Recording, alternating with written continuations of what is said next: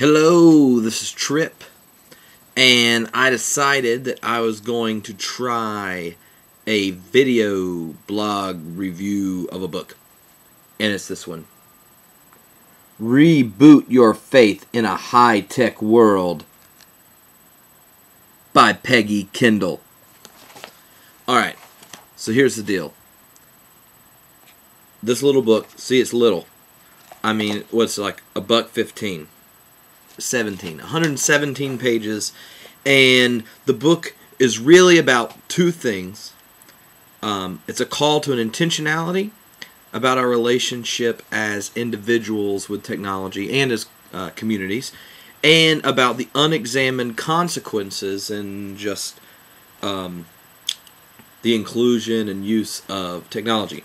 It focuses on three different areas. The first was values, how technology is changing our values, and just think, oh, fast, speedy, instant connection, keep moving. How it changes our relationships. Think Facebook, how in-depth can those relationships be, and things like that.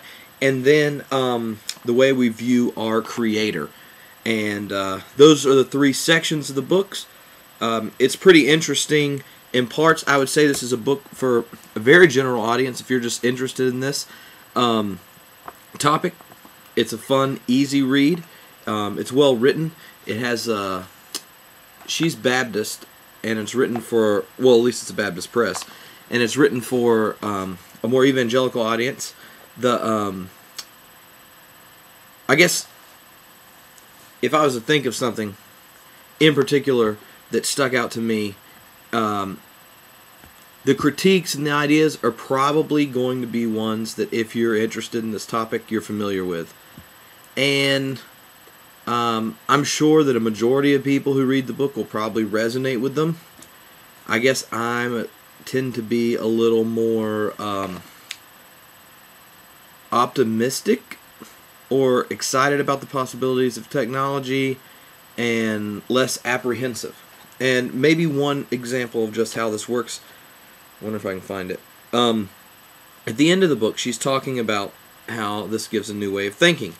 And she talks about Jacques Ellul and how a text-based world created a new way of thinking. So let's just forget Jacques Ellul, other than I know some of you will like him.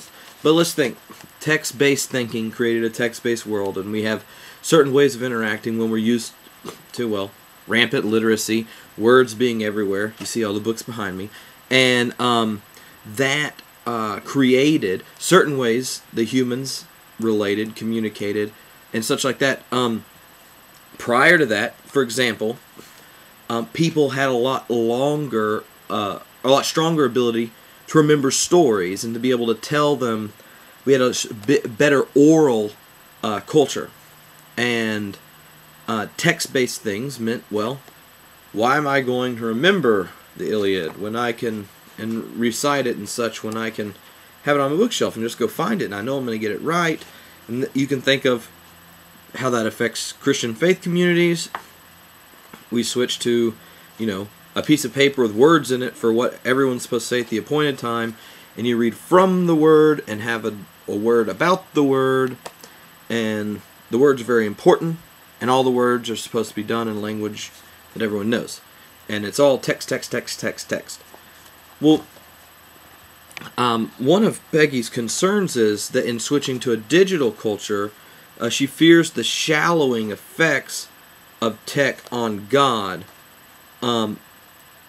Which, yes, that's true. I just really don't think that that's anything new. Whatever the newest technologies are, and whatever the newest forms of communication are, will always have shallowing effects and shallowing temptations, and will cause hurdles.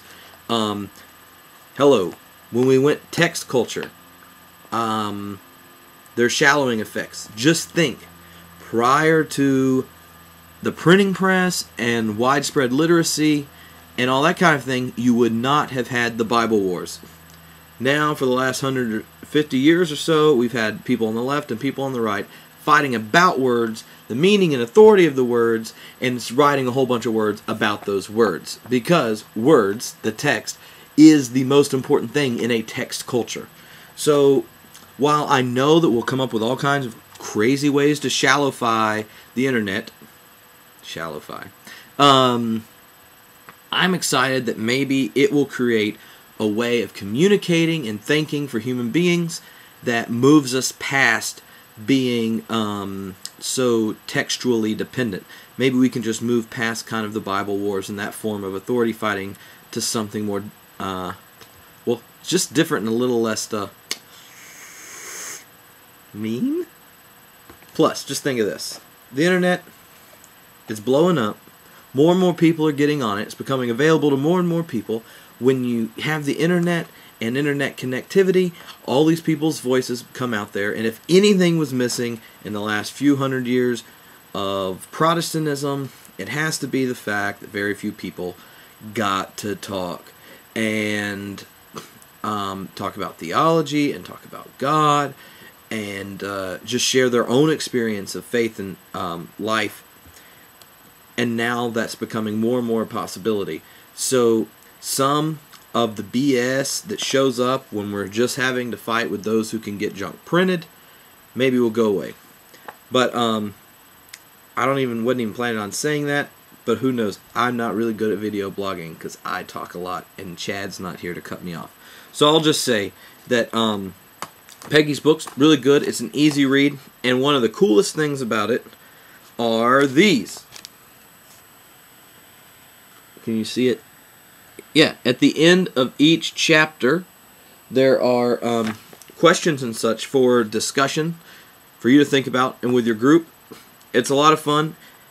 It's got playful titles, like a chapter about NASCAR and the speed of the internet. Yeah.